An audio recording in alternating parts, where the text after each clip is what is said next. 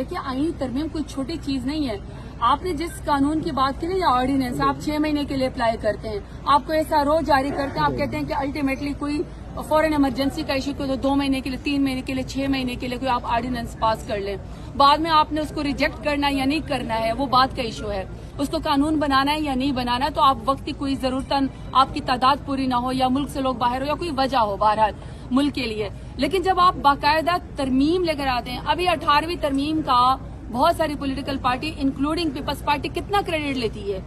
कि जी हमने सुबह को खुद मुख्तार बनाया, हमने NFC अवार्ड बनाया। होंगे उसमें बहुत सारे मसाइल होंगे, बहुत सारी चीजों को ठीक मजीद किया जा सकता है, मजीद बेहतर किया जा सकता है, लेकिन उसका क्रेडिट लिया जाता है। अभी जो कानून साजी या आईनी तरमीम हो रही है, उस तरमीम का मुसव्वदा कहीं नहीं पता,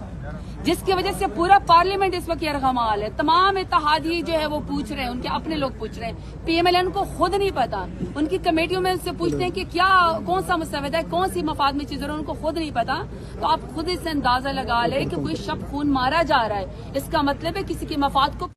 अगर कानून साजी का उसको पता है, अगर अवाम के मफाद में हो रही है, अगर वो वाकई हकीकी वजीर आजम है, तो फिर जुर्रत पैदा करें। अभी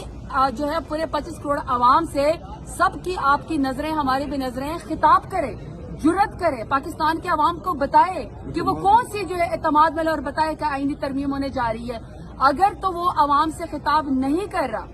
अगर वो इस वक्त नेशनल TV को बुला के आपको और अवाम के एतमाद में नहीं लेता, वो आपसे शिक बाय शिक नहीं कानून को बताता, इसका मतलब है कोई चोरी हो रही है, इसका मतलब है कोई जो है वो मफाद प्रोटेक्ट हो रहा है, इसका मतलब है कि किसी की कुर्सी गैर जरूरी प्रोटेक्ट हो रही है। तो इसका मतलब है कि ये कानून या ये जो इस तरह की काले कानून साजी छुट्टे वाले दिन हो रही है, इसका मतलब है कि अवाम को खतरा है, अवाम के मफाद का टकराव।